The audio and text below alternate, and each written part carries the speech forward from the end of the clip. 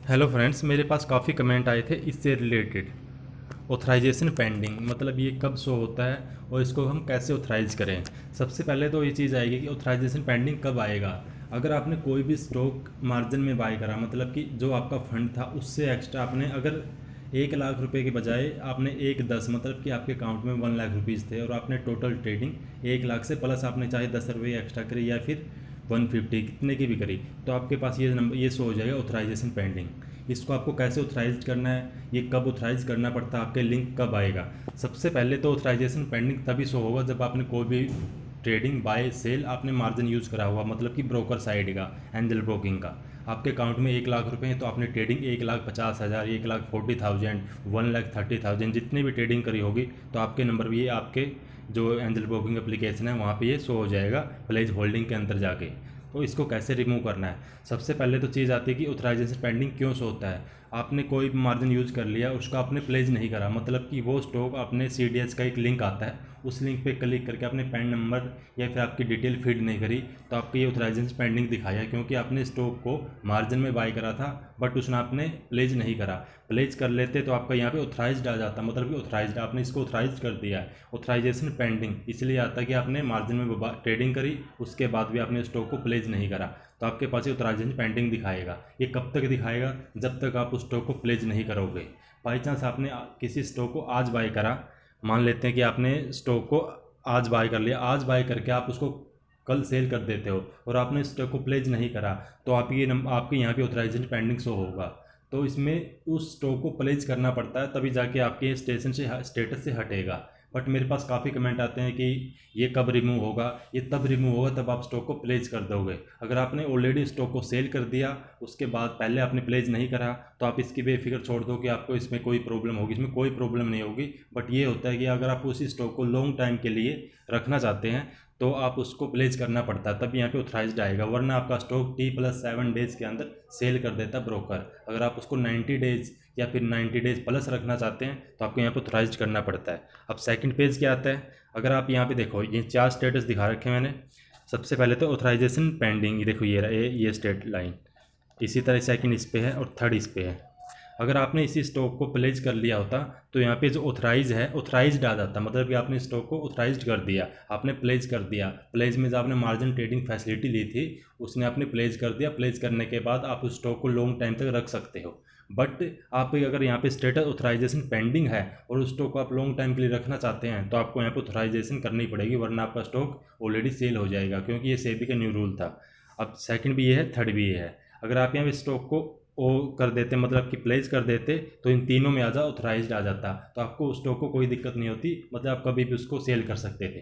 But आप उसको BTST करते हो, मतलब कि बाय टुडे सेल टुमारो, या फिर 4-5 डेज के लिए रखना चाहते हो, तो आप ऑथराइज मत करो, कोई दिक्कत नहीं आएगी। प्लेज मत करो, कोई दिक्कत नहीं आएगी। बट अगर आप उसको लॉन्ग टाइम के लिए रखोगे तो आपको यहाँ पे दिक्कत आएगी, इसलिए आपको ऑथराइजेशन करना पड़ता है। ऑथराइजेशन पेंडिंग तभी शो होता है, आपने स्टॉक मार्जिन में बाय कर लिया, उस स्टॉक को आपने प्लेज नहीं करा, और प्लेज करने के से पहले ही आपके पास ये स्टेटस शो होता रहेगा। जब आप प्लेज कर दोगे उसके नेक्स्ट डे 24 आवर्स के अंदर ये स्टेटस चेंज हो जाएगा, आपका ऑथराइज आ जाएगा, ऑथराइजेशन पेंडिंग नहीं आएगा वहाँ पे। अब सेकंड बात क्या आती है कि प्लेज करने के बाद क्या हमें अनप्लेज भी करना पड़ता है। आप उस स्टॉक को अनप्लेज मत करना, क्योंकि जब आप स्टॉक को सेल करते हो तो आप ऑलरेडी अनप्लेज हो जाता है। अगर आप ये चाहते हो कि मैंने स्टॉक में मार्जिन यूज करा और मैं चाहता हूँ कि वो फंड में एक्स्ट्रा जो यूज करा था उसको ऐड कर दूँ, तो आप उसको अनप्लेज कर देना। अनप्लेज में जो आपने एक्स्ट्रा मार्जिन यूज़ करा हुआ आप उसको ऐड कर सकते हो। उसी सिचुएशन में ऐड करना जब आप उस स्टॉक को अनप्लेज करोगे। बट जब आप स्टॉक को रखना चाहते हो मार्जिन यूज करके तो आप प्लेज कर देना, आप लॉन्ग टाइम तक रख सकते हो। अब बात करते हैं कि प्लेज कैसे करते हैं। आपके पास देखो यहाँ पे कि क्या सो रहा है, instantly plays the MTF funded stock with angel broking in 3 step. आप उस स्टॉक को 3 स्टेप में प्लेज कर सकते हो। सबसे पहले क्या आएगा, सेंड नोटिफिकेशन। ये देखो आप यहाँ पे देख रहे हो, customer will receive A link on the registered email ID and SMS from CDSL की तरफ से एक लिंक आएगा आपकी मेल आईडी पर और आपके रजिस्टर्ड मोबाइल नंबर पे। वो लिंक कब आएगा, टी टी डे मतलब एट 7 AM।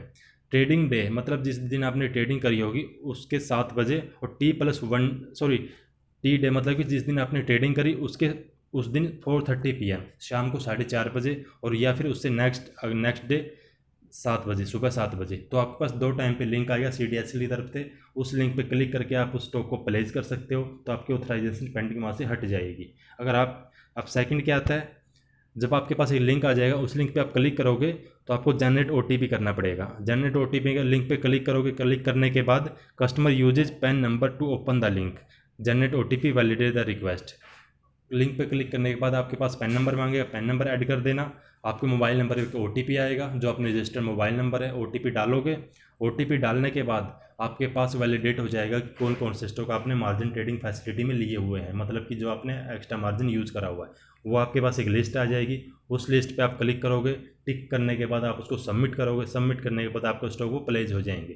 प्लेस के बाद आपकी ऑथराइजेशन पेंडिंग वहाँ से हट जाएगी, और जो आप उसको लॉन्ग टाइम तक रख सकते हैं, जो 90 डेज होता है, 365 डेज जो MTF फैसिलिटी होती है, मार्जिन ट्रेडिंग फैसिलिटी, MTF इसी को बोलते हैं, मार्जिन ट्रेडिंग फैसिलिटी। अब तीसरा स्टेप क्या आएगा, वैलिडेट। वैलिडेट में क्या आएगा, on successful validation the pledge will be created and intimation would be sent by email and notification. या तो आपकी जो एप्लीकेशन है, जो एंजल ब्रोकिंग एप्लीकेशन है, उस पर एक नोटिफिकेशन आ जाएगा, you have successfully authorise this margin trading facility stocks, कि आपने इस स्टॉक को ऑथराइज कर लिया या फिर आपने स्टॉक को प्लेस कर दिया। या फिर आपकी मेल आईडी होगी, उस मेल आईडी पे आपके पास एक मैसेज आएगा कि आपने इन स्टॉक को प्लेस करा है, आप इसको लॉन्ग टाइम तक MTF फैसिलिटी के अंदर रख सकते हो। बट ये आता है कि आप स्टॉक को BTST कर रहे हैं, 4-5 डेज़ के लिए रखना चाहते हैं, तो आप विदाउट प्लेस भी उस स्टॉक को रख सकते हैं। अगर आप लॉन्ग टाइम के लिए रखना चाहते हैं, more than 90 days, around 90 days या फिर 365 डेज जो MTF फैसिलिटी प्रोवाइड करते हैं, तो आप स्टॉक को प्लेस कर देना, आपकी ऑथराइजेशन पेंडिंग वहाँ पे शो नहीं होगी। बट आप वहाँ पे बेफिक्र ये चीज़ के लिए रहना कि आपके पास ऑथराइजेशन पेंडिंग है। कई बार मेरे पास में कमेंट आते हैं कि इनका कोई चार्ज तो नहीं है, इनका आपका कोई चार्ज नहीं कटता, बट आपको ये प्लेस के लिए आपकी कोई नोटिफिकेशन आती है, आप इसको प्लेस कर लो, जिससे आपका स्टॉक लॉन्ग टाइम आप होल्ड कर सको। बट ये आप उसको नहीं करोगे तो आपको सेल हो जाएगा T+7 डेज़ के बाद। अगर आप 4-5 डेज़, 1 डे, 2 डेज़ के लिए रखना चाहते हो तो विदाउट प्लेस आप उस स्टॉक को रख सकते हो। और MTF के अंदर एंजल ब्रोकिंग 90 डेज़ की फैसिलिटी प्रोवाइड करता है, जिसमें आप मैक्स 3 मंथ्स के लिए स्टॉक को रख सकते हो प्लेस करके। तो आप प्लेस करने के बाद 90 डेज रखोगे, आपका इंटरेस्ट वहाँ पे एप्लीकेबल होगा। इंटरेस्ट कितना होगा, अराउंड मान के चलो कि 1.5%, मतलब 1.5% के आसपास आपका मंथली चार्ज जाता है। तो 3 मंथ का 4.5% आपको चार्ज देना पड़ेगा। आपके अकाउंट में अगर 1 लाख रुपये है मान लो, और 1 लाख के बाद आपने टोटल 5 लाख की ट्रेडिंग करी, तो आपका जो 4 लाख रुपये होगा, 4 लाख के ऊपर जो आपका इंटरेस्ट जाएगा पर मंथ 1.5%, वो आपका अप्लीकेबल होगा इसके MTF फैसिलिटी के अंदर। और 3 मंथ्स में 4.5% और अप्रोक्स 4 लाख, मतलब 4 लाख पे 4.5% वो आपका चार्ज जाएगा MTF फैसिलिटी में। ये 4.5 3 मंथ्स का है। इसी तरह आपका ये चार्ज अप्लीकेबल होता है। आप इसको ऐसे वैलिडेट कर सकते हैं। इस वैलिडेशन में आपका प्लेस के अंदर आपका 20 रुपीज़ प्लस GST जाएगा, 23.60 जो 23 रुपये 60 पैसे का अप्रोक्स बनता है, वो आपका चार्ज कटेगा। और अनप्लेज में आपका कोई चार्ज नहीं कटता, क्योंकि अगर आप अपनी साइड से अनप्लेज करोगे तो आपका फिर चार्ज देना पड़ेगा। अगर आप उस स्टॉक को सेल करोगे प्लेज करने के बाद तो आपका कोई चार्ज नहीं कटेगा, सिर्फ आपका प्लेज का चार्ज जाएगा। प्लेज और अनप्लेज का दोनों का चार्ज लगता है, बट आप अपनी तरफ से जो भी करोगे उसका चार्ज आपको देना पड़ेगा। इसी तरह आपका ये आप इसमें ट्रेडिंग कर सकते हो। आपको कोई डाउट है मुझे कमेंट कर सकते हो। Thank you so much.